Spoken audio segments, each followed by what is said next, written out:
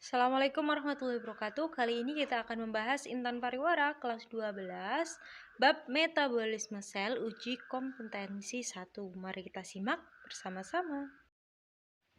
Nomor 1, pernyataan berikut yang tepat mengenai sifat enzim adalah enzim diperlukan dalam jumlah banyak. Hanya sedikit ya. Enzim dapat bekerja pada beberapa substrat, hanya bekerja pada satu substrat. Yang C, enzim dapat digunakan secara berulang-ulang. Nah, ini betul. Enzim itu setelah digunakan, reaksinya selesai bisa digunakan kembali. Jadi jawabannya yang C. Nomor 2, Ag+ dapat terikat pada sisi allosterik enzim yang mengakibatkan kerja enzim tidak dapat terlaksana. Berdasarkan pernyataan tersebut, sifat Ag+ berikut yang benar adalah karena dia melekat pada sisi allosterik, yaitu sisi tidak aktif enzim, berarti Ag+ di sini adalah inhibitor non-kompetitif. Dia nempelnya di sisi allosterik. Nah, karena dia inhibitor non-kompetitif, maka Ag+ itu dapat mengubah sisi aktif enzim sehingga substratnya tidak bisa menempel ke dalam sisi aktif enzim. Jadi jawabannya yang D. Nomor 3, di dalam mulut terdapat enzim petialin yang membantu dalam proses pencernaan. Enzim tersebut dapat bekerja dengan baik untuk memecah amilum menjadi maltosa. Namun, setelah masuk ke lambung, enzim tersebut tidak dapat bekerja lagi dengan baik. Hal ini dikarenakan adanya pengaruh perbedaan. Jadi, untuk di mulut, enzim yang bekerja adalah enzim-enzim yang menyukai suasana netral, sedangkan di lambung adalah asam karena ada HCl. Kemudian di usus suasananya adalah basah. Nah, di sini karena mulut itu netral dan lambung itu basah, makanya enzim yang dari mulut ketika sampai di lambung itu sudah tidak bisa bereaksi lagi. Nah, jadi dipengaruhi oleh perbedaan pH. Jawabannya yang A. Nomor 4, konsentrasi enzim sangat mempengaruhi kerja enzim. Grafik berikut yang menunjukkan hubungan antara konsentrasi enzim dengan kecepatan reaksi yang benar adalah, jadi makin banyak konsentrasi enzim, maka kecepatan reaksinya juga akan meningkat. Nah, tapi nanti setelah meningkat juga berakhir konstan. Jadi tetap setelah meningkat sudah mencapai puncak, kemudian dia akan bersifat konstan atau tetap. Nah, grafik di sini yang menunjukkan meningkat kemudian konstan adalah grafik yang bagian C.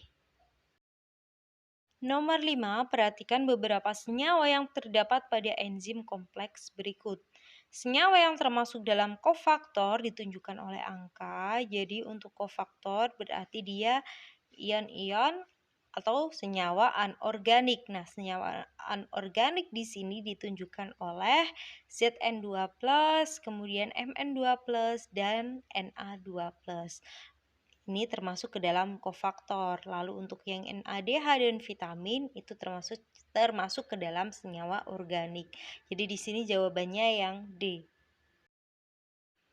Nomor 6, Anik dan Asti melakukan percobaan tentang enzim katalase. Adapun percobaan yang mereka lakukan digambarkan seperti berikut. Berdasarkan percobaan Anik dan Asti, gas yang dihasilkan oleh bagian X pada proses tersebut yaitu, jadi kalau percobaan katalase di sini berarti kita pakai substrat H. Nah, kenapa H? Karena H itu mengandung hidrogen peroksida atau H2O2. Jadi H2O2-nya akan ditetesi atau dipecah oleh enzim katalase. Enzim katalase itu bisa mengubah hidrogen peroksida menjadi oksigen dan juga air. Nah, lalu yang ditunjukkan pada X itu apa? X itu di situ adalah oksigen. Nah, oksigennya itu berasal dari penguraian H2O2 oleh enzim katalase. Jadi jawabannya yang B.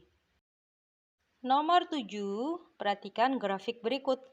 Gambar A menunjukkan grafik kecepatan reaksi enzim terhadap suhu, sedangkan gambar B menunjukkan grafik kecepatan reaksi enzim terhadap pH.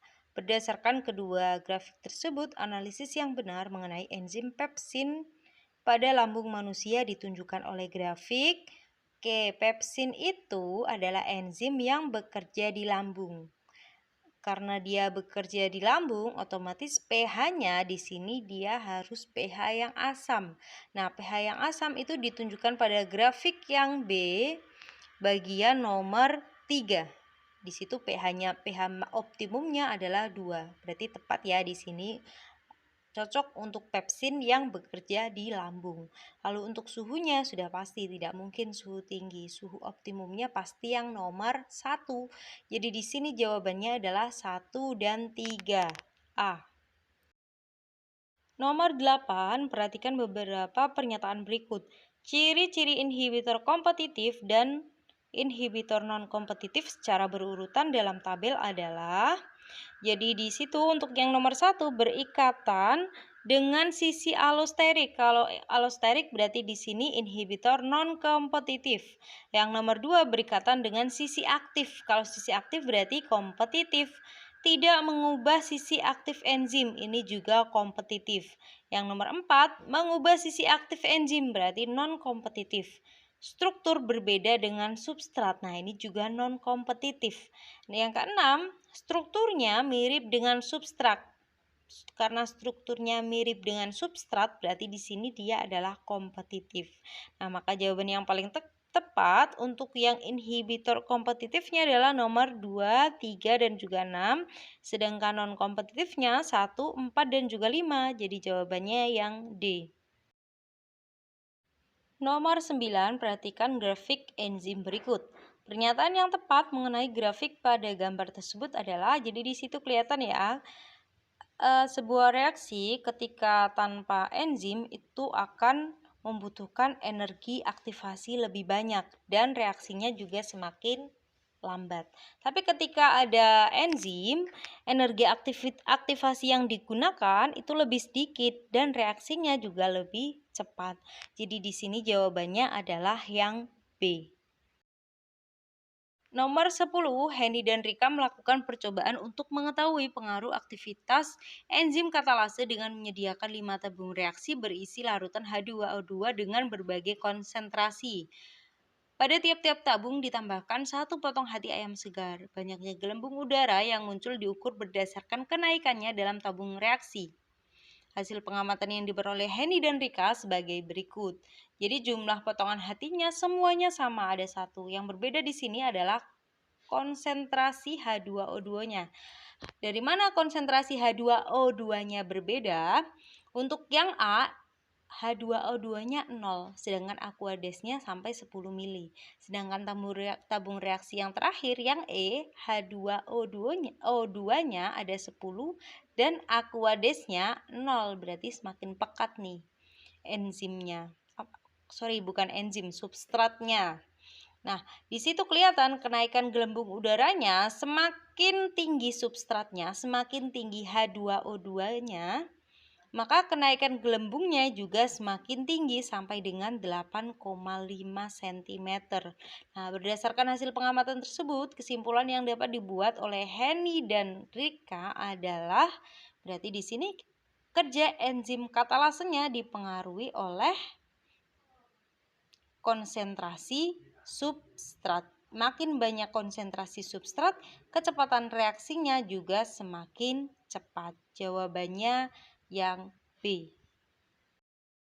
Sekian pembahasan kali ini, semoga bermanfaat. Terima kasih. Wassalamualaikum warahmatullahi wabarakatuh.